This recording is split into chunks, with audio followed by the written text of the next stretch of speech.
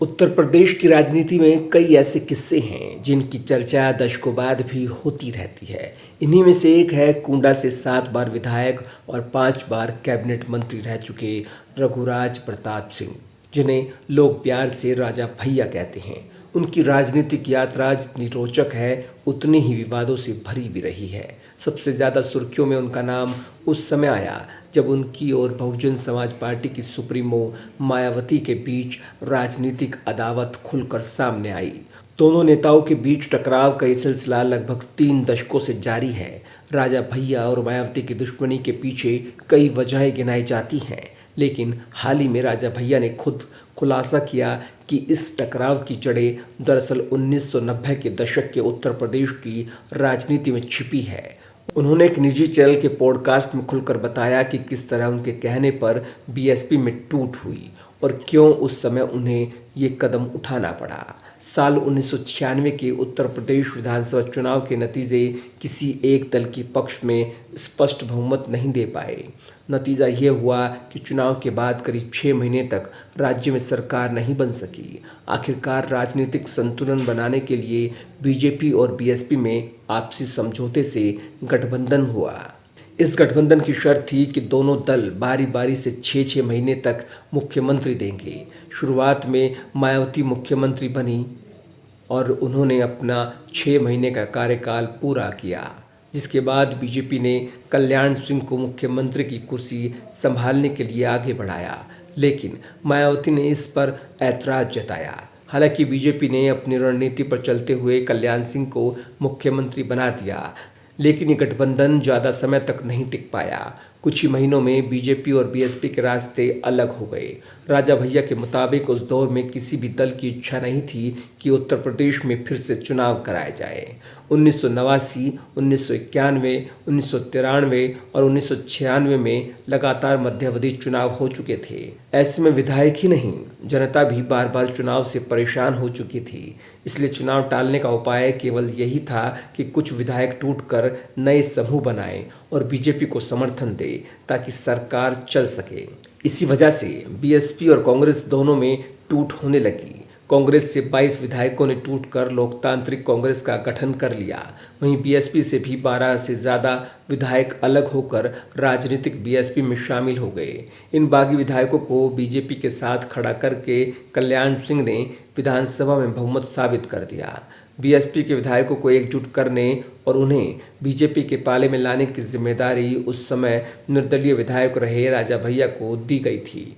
उन्होंने खुद स्वीकार किया कि ये जिम्मेदारी उन्हें तत्कालीन बीजेपी नेता और मौजूदा रक्षा मंत्री राजनाथ सिंह ने सौंपी थी। वहीं राजा भैया कहते हैं कि राजनाथ सिंह और उनके बीच अच्छे संबंध थे और वे अपने व्यक्तिगत रिश्तों को निभाने के लिए हमेशा तैयार रहते हैं। इसलिए जब उनसे बीएसपी के बागी विधायकों को साधने का काम सौंपा गया तो उन्होंने बिना किसी हिचक इसे स्वीकार कर लिया। राजा भैया ने इस बात से साफ इनकार किया कि बीएसपी को तोड़ने के लिए किसी विधायक को लालच या दबाव में लाया गया। उनके मुताबिक उस समय को देखते हुए सभी विधायक खुद भी चुनाव से बचना चाहते थे। उन्होंने सिर्फ अपने परिचित और शुभचिंतक विधायकों को समझाया और बातचीत से उन्हें तैयार किया। उनका दावा है कि ना तो किसी विधायक को उठाया गया, ना पैसे का लेन देन हुआ और ना ही कोई सौदेबाजी की गई। बस विधायकों को ये समझाया गया कि चुनाव से बचने का यही एकमात्र रास्ता है। हालांकि बीजेपी और बीएसपी से टूट कर आए विधायकों के बीच मंत्री पद को लेकर एक अनौपचारिक सहमति जरूर बनी। राजा भैया के मुताबिक ये तय हुआ था कि जो विधायक पहली बार विधानसभा पहुंचे हैं उन्हें राज्य मंत्री और जो 2 बार विधायक रह चुके हैं उन्हें कैबिनेट मंत्री बनाया जाएगा। लेकिन ये किसी सौदेबाजी का हिस्सा नहीं था, बल्कि ये केवल एक राजनीतिक समझौता था जिससे सब संतुष्ट रहे। बीएसपी में हुई इस टूट के बाद मायावती और राजा भैया के बीच की खाई और गहरी हो गई। मायावती को हमेशा ये लगता रहा कि बीएसपी को कमज़ोर करने में सबसे बड़ी भूमिका राजा भैया की रही। यही कारण है कि जब मायावती 2002 में फिर से सत्ता में आई तो उन्होंने राजा भैया पर शिकंजा कसते हुए उन्हें जेल में भेज दिया। इतना ही नहीं, राजा भैया को उनके घर से गिरफ्तार किया गया और लंबे समय तक जेल में रहना पड़ा। इस घटना के बाद दोनों नेताओं की दुश्मनी खुलकर सामने आ गई और आज तक उनकी राजनीतिक राहें एक दूसरे के खिलाफ दिखाई देती हैं। अपने हालिया इंटरव्यू में राजा भैया ने स्पष्ट कहा कि बीएसपी को तोड़ने की जो जिम्मेदारी उन्हें सौंपी गई थी, उन्होंने केवल वही निभाई। उनका व्यक्तिगत मकसद ना तो मंत्री पद पाना था और ना ही बीजेपी के साथ किसी तरह का सौदा करना। वे केवल उस समय की राजनीतिक परिस्थितियों के मुताबिक एक कोशिश कर रहे थे और वो कोशिश सफल हो गई। उन्होंने ये भी कहा कि उनके और राजनाथ सिंह के व्यक्तिगत संबंध उस दौर में भी मजबूत थे और आज भी कायम हैं। इन रिश्तों के कारण ही उन्होंने ये भूमिका निभाई थी।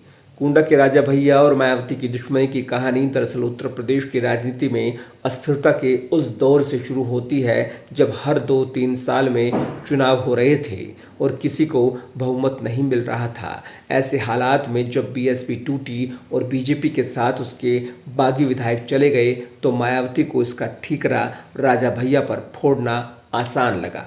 आज लगभग 3 दशक बाद भी दोनों नेताओं के बीच राजनीतिक दूरी वैसी ही है, लेकिन इस लंबे टकराव की असली वजह क्या रही, ये खुद राजा भैया ने सामने रख दी है। उनके मुताबिक ये सब उस दौर की राजनीतिक मजबूरी थी और उन्होंने केवल वही किया जो उन्हें जिम्मेदारी के तौर पर सौंपा गया था। इस तरह बीएसपी के टूटने की कहानी न सिर्फ मायावती और राजा भैया की दुश्मनी की जड़ी बनी, बल्कि ये उत्तर प्रदेश की राजनीति का वो मोड़ भी था जिसने आने वाले कई वर्षों तक सत्ता समीकरणों को प्रभावित किया।